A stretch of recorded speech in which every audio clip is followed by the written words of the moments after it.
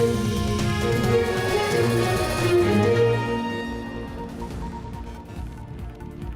very good evening and welcome to the news tonight, your one stop for the day's top stories. In the next 30 minutes, I'll be getting you all the updates from India and across the world.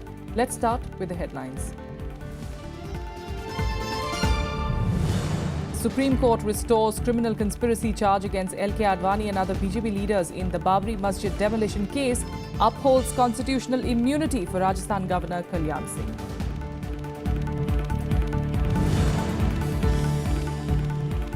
The Union Cabinet approves a proposal to procure over 16 lakh VVPAT units, agrees to removal of beacon lights from vehicles with some exemptions from the 1st of May.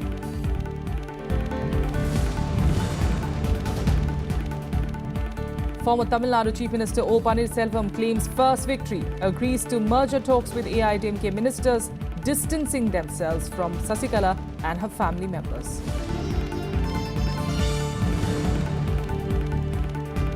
And US President Donald Trump signs the executive order to reframe US H-1B visas. Indian applicants seek clarity on implementation to ensure entry on merit.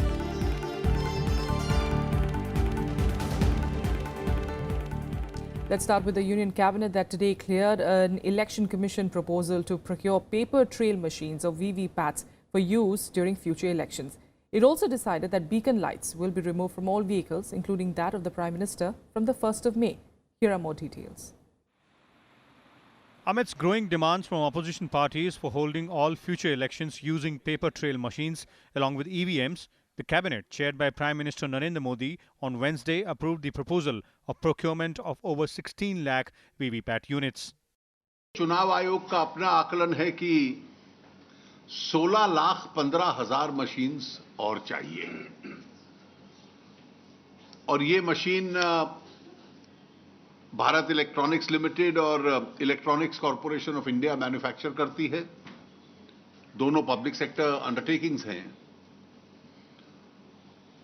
और ये सारा procurement अगर अप्रैल 2017 में order दिया जाए तो सितंबर 2018 तक जो उनसे नेगोशिएशन हुआ है ये पूरी सप्लाई आ सकती है।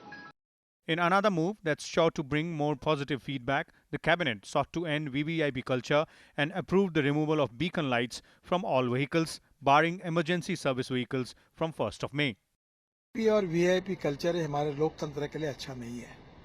हमारा लोकतंत्र में लोकतंत्र के प्रति जनता का सम्मान बढ़े और माँ बाप सरकार जनता है और इसलिए ये जो लाल दिया की गाड़ी उसके अंदर में सायरन बजाना ये बातों से लोगों के मन में भी क्रोध होता था और इसलिए आज हमने ये निर्णय किया है कैबिनेट में कि केवल इमरजेंसी सर्विसेज जैसे फायर ब्रिगेड है, एम्बुलेंस है, इसको छोड़कर इस देश में पूरी तरह से लाल दिया खत्म हो जाएगा। अब कोई दिया लगेगा नहीं और इसके बारे में नोटिफिकेशन 1 मई के पहले हम निकाल देंगे। The Cabinet also approved encashment of accumulated leaves to families of defence personnel dead or invalidated. State government entities were also given permission for availing external assistance from bilateral agencies for vital infrastructure projects. Vishal Dahiya, Rajya Sabha TV, Delhi.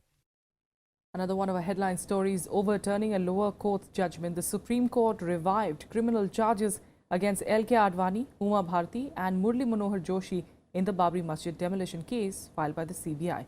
Aiming for a speedy judgment, the apex court clubbed the two court cases as one to be tried now in a Lucknow court. It also gave time of 2 years to the court to deliver a verdict in the issue. In a setback to the BJP, the Supreme Court on Wednesday allowed the CBI petition to restore criminal charges against veteran BJP leaders L.K. Advani, Murli Manohar Joshi and Water Resources Minister Uma Bharti in the 1992 Babri Masjid demolition case. In a series of orders, a bench comprising Justice P.C. Ghosh and R.F. Nariman set a deadline of 2 years for the completion of the trial with day-to-day hearings. It ordered combining the Raebareli and Lucknow trials and transferred them to Lucknow. Further, the bench ruled that the trial judge of Lucknow will not be transferred till the judgment is delivered. Making it clear that there won't be any fresh trial in the case, the apex court directed the Lucknow trial court to begin proceedings in 4 weeks. It also asked the CBI to ensure the presence of prosecution witnesses on every date of the trial. The apex court, however, noted that former Chief Minister Kalyan Singh can only be tried in the case after he ceases to hold office of the governor of Rajasthan. Today Supreme Court has directed FIR number 198, which was pending before the Raebareli court, should be transferred to the Lucknow court, and day-to-day trial proceedings should go on. An additional charge against the Advani, Murli Manohar Joshi, etc. of 120B should be framed within 4 weeks, and trial should be concluded within 2 years. The main question was that the trial were at two places and the trial was proceeding very slow. The relevance of this judgment is that both the trials will be clubbed together, and the court has fixed a deadline in which the trial could be concluded. While the Congress welcomed the Supreme Court order, Uma Bharti said she was ready to face any punishment in her fight for the construction of Ram Temple. We believe justice should be done, would be done. Now it is for the trial to take place and guilty to be punished. We sincerely hope that without any fear and favor, verdict of the Supreme Court would be implemented in toto. कोई साजिश नहीं थी, सब कुछ खुल्लम खुल्ला था। मेरे मन वचन कर्म एक थे, कोई कंस्पिरेसी नहीं थी। मैं पूरे आत्मविश्वास के साथ, पूरे आत्मसम्मान के साथ मैंने राम मंदिर के आंदोलन में भागीदारी करी है। मुझे राम मंदिर के आंदोलन में भागीदारी के लिए हमेशा गर्व रहा है। मेरे लिए राम मंदिर का निर्माण, भव्य मंदिर का निर्माण हो, उसके लिए मुझे जो करना पड़ेगा वो मैं अवश्य करूंगी। The CBI had charge-sheeted Advani and others under sections 153A, 153B and 505 of the Indian Penal Code. With Wednesday's order, the court revived charges against top BJP leaders 16 years after a Lucknow lower court dropped them on technical grounds. The CBI appealed to the Allahabad High Court, which in May 2010 upheld the lower court's order. Bureau Report, Rajya Sabha TV. In a move to reaffirm its sovereignty over Arunachal Pradesh, China gave its own names to 6 places in the Indian state that it calls South Tibet. Calling the provocative move legitimate, China announced last week that it named the places in Chinese characters, Tibetan and Roman alphabets. China also claimed that it will do a second census of names of localities, and an important part of it is to standardize names in their ethnic language. The announcement comes days after China lodged strong protests with India over the Dalai Lama's visit to Arunachal Pradesh, saying that it will take necessary measures to defend its territorial sovereignty and interests. We know very well that this is part of India, Arunachal is a part of India, but we must now stand firm on it. And to stand firm, by that we mean is that we must now be prepared militarily to face China. There are no two ways about it. In a major development, AIDMK top leaders decided to distance themselves from Shashikala and her nephew TTV Dinakaran, paving the way for a merger of the two factions of the party. Former Chief Minister O. Pannirselvam claimed it as a victory for what he called his Dharam Yudh against Shashikala. Former Tamil Nadu Chief Minister O. Pannirselvam claimed first victory in what he claims a Dharam Yudh against Shashikala. He also welcomed the AIADMK ministers' decision to distance themselves from Shashikala and family. Pannirselvam said he launched the Dharam Yudh with the help of his supporters to ensure that the AIADMK did not go into the hands of Shashikala's family. The decision paves way for the merger of the two factions of the AIADMK, with Pannirselvam agreeing to talks. Not removed, you cannot say that removed. We decided to ignore them in the party, in the administration. Hereafter, we will act independently without interference of that family. Hereafter, the party or government will function not on individual. It will form a committee. That committee will look after the day-to-day affair of the party and government. They are out once for all. Once out is out. They cannot be in again and again anymore, because so many cases are behind them, pending for them. The General Secretary of the AIADMK Amma faction, TTV Dinakaran, also struck a conciliatory note, saying he had no issues with the merger. He said the rebellion against him was due to some unfounded fears. He also made it clear that the MLA's meet called by him was not a show of strength. They have some fear, that's all. I don't know the fear, because they were all my friends.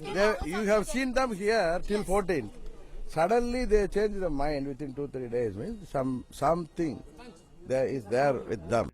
Senior party leader M. Tambedurai said the decision is in line with the party sentiments. It is a sudden development. It is going on for past 2 months. even when Pannirselvam was Chief Minister. Then afterwards he resigned, and then he felt the feelings of the ADMK cadre and the public. Therefore, he said the family of T2 must not interfere in the party affairs and the government functioning. What he said. The Shashikala faction, meanwhile, called the move to remove Shashikala and Dinakaran opportunists. Other ministers say that Chief Minister also is included in their meeting. But that after Chief Minister opens his mouth, only we can say that. But whatever statement they have given, they are not the authority to remove General Secretary or the Joint Secretary of the party. On Tuesday night, a section of Shashikala loyalists led by Palaniswamy made the dramatic announcement to keep away General Secretary and Deputy General Secretary TTV Dinakaran from the party and the affairs of government, saying that the people and party workers were against him. Bureau Report, Rajya Sabha TV. Now to Delhi, where the Chief Minister Arvind Kejriwal on Wednesday released his party's manifesto for the 23rd of April municipal cooperation elections in the national capital. The manifesto highlights the Aam Aadmi Party's promise of waiving off house tax for all residential plots. It also promises to hire more teachers in MCD schools and make Delhi dengue and chikungunya free in the next 3 years. Emphasizing on cleanliness, the party promised to completely make Delhi garbage free within a year. Other promises include simplifying rules to end corruption in civic bodies. The manifesto was released by Kejriwal along with senior party leaders such as Manish Sisodia, Ashutosh and Ashish Talwar. The Aam Aadmi Party is making its debut in these elections. 10 साल में Bharatiya Janata party Delhi की सफाई करने में बिल्कुल नाकाम रही। देश के प्रधानमंत्री जी ने स्वच्छ भारत का नारा दिया। दिल्ली की भारतीय जनता पार्टी ने अपने प्रधानमंत्री जी की पीठ में छुरा घोंपा और उनका ही काम नहीं किया। अब हम करेंगे दिल्ली स्वच्छ। Finance Minister Arun Jaitley today will depart for a 5-day visit to the US, and he's going to participate in the spring meetings of the World Bank and International Monetary Fund. Economic Affairs Secretary Shaktikant Das, Chief Economic Advisor Arvind Subramanian and a team of RBI officials led by Governor Urjit Patel are part of the delegation travelling with the Finance Minister. Upon his arrival, the Finance Minister will be briefed by the executive directors of the World Bank and the IMF. He's also expected to hold a meeting with the editorial board of the Washington Post, followed by an official dinner hosted by the Heritage Foundation. Arun Jaitley and Urjit Patel will participate in the G20 meeting on financial sector development and regulations and other issues on the 21st of April. During his stay, he is expected to hold meetings with American CEOs and institutional and pension fund investors, where he will pitch for India as a favorable investment destination. And the Finance Minister today also said that investigative agencies are doing their best to ensure the extradition of controversial businessman Vijay Mallya. Mallya was arrested in London yesterday and later released on bail. Jaitley said that the extradition is part of the judicial process in the UK. Mallya has been declared a proclaimed offender by Indian courts, and the Scotland Yard arrested him on India's request for his extradition on fraud charges. Mallya was released on bail a few hours later on a bail bond worth £650,000. He is required to appear at Westminster Magistrates Court on the 17th of May. You cannot cheat the people. You just swindle the public money and then you go abroad. You don't come back. That is not allowed. So the government of India is making every effort in that direction. And with regard to the particular individual you said about Vijay Mallya also, the government of India will take all necessary steps to get him back to India and then put him before the law. अब भी ऐसा लगता है जिस प्रकार से गिरफ्तार हुए, जिस प्रकार से उनको 2 घंटे में बेल मिल गई, क्या ये लोग देखते नहीं हैं? ये बहुत साफ है कि सरकार दिखाना भी चाहती है कि कुछ न कुछ हो रहा है और वास्तव में विजय माल्या की मदद हो रही।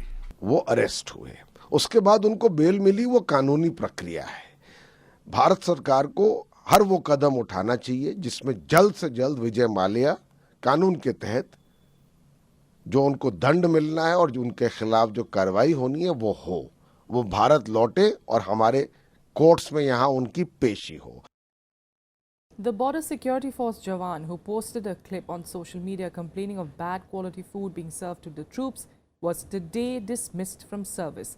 The BSF sacked the constable on the basis of a report of a staff inquiry of court into the incident. The inquiry found the constable guilty of making false charges. Responding to the action taken against him, Yadav said that he will now appeal in a high court. Yadav had alleged, in fact, in his video post that bad quality food was being served to soldiers at the border. तेज बहादुर यादव आज ही अभी 12 बजे मेरे को BSF से dismiss from service कर दिया गया है, लेकिन मैंने सभी प्रूफ किया कि ये खाने में वाकई में जो वीडियो दिखाया था वो मेरे पास अभी बॉक्स में डॉक्यूमेंट्स हैं, घर जाके भी दिखाऊंगा, लेकिन न्याय नहीं मिला, इसके लिए मेरे को हाई कोर्ट में जाऊंगा मैं जिसके। With a quick break here, we'll be back with more national international news in a bit. Stay with us.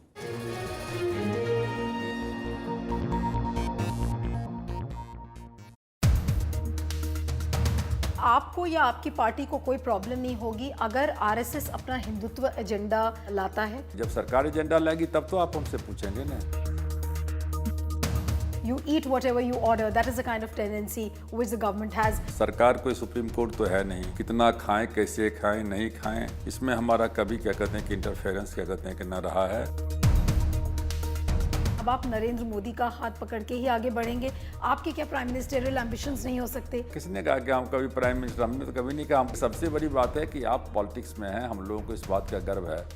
Watch to the point with Union Minister for Consumer Affairs and Public Distribution, Ram Vilas Paswan, only on Rajya Sabha television.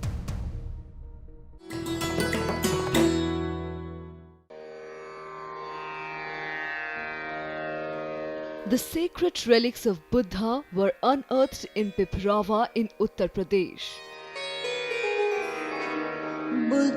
Buddhist monks from all over the world visit the National Museum to pay their respects. These charred bone fragments of Buddha are housed in the gold canopy gifted by the royal family of Thailand.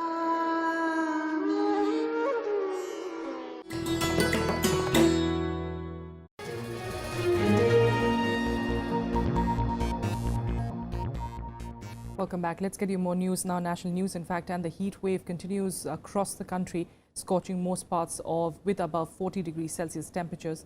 In the national capital, mercury soared to 43 degrees Celsius with no respite in sight. The most intense heat is being felt across northern India, stretching from West Bengal to Odisha to Rajasthan and the national capital region and Punjab. Maharashtra is also reeling with temperatures settling way above the 40-degree mark. These are likely to touch 46-degree marks in some places in the Vidarbha regions in the coming days. A heat wave alert has also been sounded in some parts of Maharashtra and Vidarbha region. The Met Department says that there's no relief expected at least till the monsoon arrives. मध्य महाराष्ट्र और मराठवाड़ा के इलाके में, जैसे interior Maharashtra जिसे हम कहते हैं, और विदर्भ के भी कुछ इलाकों में काफ़ी तापमान बढ़ गया है। जैसे शोलापुर, मालेगांव वगैरह के कुछ इलाकों में तापमान 43 या 44 तक भी पहुंच गया है। तो हमने आने वाले 2 दिनों के लिए मध्य महाराष्ट्र में हीट वेव होने की संभावना दी है। And here are more updates from across the country in Nationwide. At least 45 passengers were killed when a private bus plunged into river Tons in Shimla. The accident took place on the Uttarakhand-Himachal border in Himachal territory. The bus was carrying 56 passengers from Uttarakhand. The state government announced a compensation of 1 lakh rupees for the relatives of those dead, 50,000 rupees for the severely injured and 25,000 rupees for the injured. The Delhi High Court on Wednesday reserved its order on a plea for a direction to the government to approach the International Court of Justice for the release of Kulbhushan Jadhav. The court was hearing a PIL on the steps taken by government to secure Jadhav's release. The Pakistani military court had on the 10th of April confirmed the death sentence awarded to Jadhav. The IT department on Wednesday launched surveys at about 80 locations in Tamil Nadu, Karnataka and Kerala in connection with a tax evasion case. The raids were conducted against a city-based chit fund company and its associates. It wasn't clear if the latest action had any connection to some politicians or their associates in Tamil Nadu. A Delhi court will hear a fake degree case against former Delhi Law Minister Jitendra Singh Tomar. Tomar was summoned as an accused by the court on the 28th of March. Besides Tomar, the accused also summoned 13 others as accused, including the employees of the university in Bihar, from where the Delhi MLA allegedly procured a fake law degree.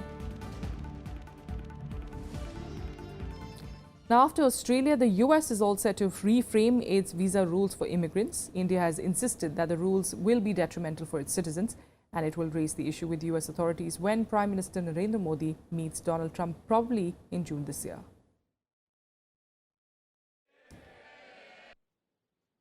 American President Donald Trump signed the executive order to reframe the US H-1B visa. The reforms will seek to ensure that random entry-level people from outside America did not get a chance to go there for work. US President Donald Trump said the reforms will ensure entry on merit of the visitors rather than on application. Right now, H-1B visas are awarded in a totally random lottery, and that's wrong. Instead, they should be given to the most skilled and highest paid applicants, and they should never ever be used to replace Americans. The United States had a provision of granting H-1B visa through lottery among the eligible applicants if the number of applicants surpassed 65,000 in the first 5 days of the year. Although this was also based on merit, many Indians are now confused and wish to engage the US president on his intentions. Till now, Indian applicants accounted for 70% H-1B visas. We need to talk and we need to sort out the terms of engagement, because what America may in the short term believe is good for it may prove to be actually not in the interests of America, and the case of allowing experts from India to travel on HV1 visa and HV1B visas to America is a case in point. It's an American interest to allow for this. I think they need to talk. However, an exemption from the H-1B cap is available for 20,000 applicants who have a US master's degree or higher. In case number is exceeded, there is again a provision of lottery. Trump wants to stop lottery provisions for all visa applicants. Since most Indians are in the US only on merit, new rule is hardly expected to affect them. But still there is fear and confusion, and US embassies are also not quite sure how it will be implemented. Till that time, let's wait and see. Akhilesh Soman for Rajya Television with camera person Arvind in Delhi. Now, a day after Theresa May's surprise announcement of snap polls, the UK Parliament voted in favour of early elections in the country. The House of Commons voted by 522 to 13 in favour of the June 8th elections after a short debate on the motion in the House of Commons. Opening the debate, May said that a snap general election was in national interest and urged MPs to back an early poll. Yesterday, May had called for early general elections instead of the scheduled elections in the year 2020, seeking a stronger mandate in talks over leaving the European Union. That motion confronts every member of this House with a clear and simple opportunity. A chance to vote for a general election that will secure the strong and stable leadership the country needs to see us through Brexit and beyond. It invites each one of us to do the right thing for Britain and to vote for an election that is in our country's national interest. And now let's get you some more international news updates in Global Buzz. US Vice President Mike Pence warned North Korea not to test the resolve of the US military, promising it would give an overwhelming and effective response to any use of conventional or nuclear weapons. Pence visited the US Yokosuka Naval Base in Tokyo Bay, where he announced that President Donald Trump's administration will continue to work diligently with allies like Japan, China, and other global powers to apply economic and diplomatic pressure on Pyongyang.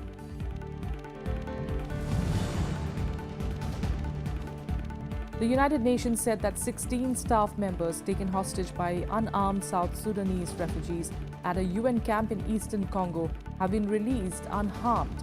The world body said that the camp is quiet and under full control of the peacekeepers at the Munigi base in North Kivu province.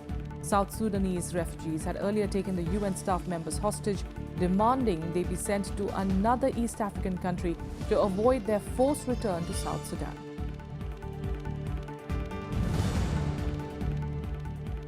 The Islamic State militant group claimed responsibility for an attack on an Egyptian police checkpoint near the famed St. Catherine's Monastery in Sinai on Tuesday.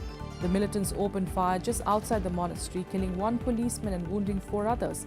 The attack comes shortly before a planned visit by Pope Francis to Egypt next week.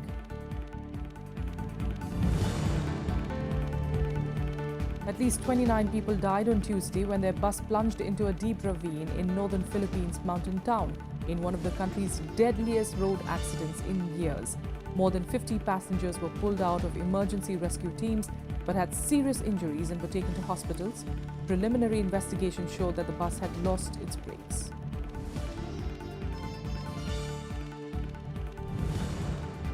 That's all we have for you in the news tonight. From the entire team here, good night. We'll see you again tomorrow.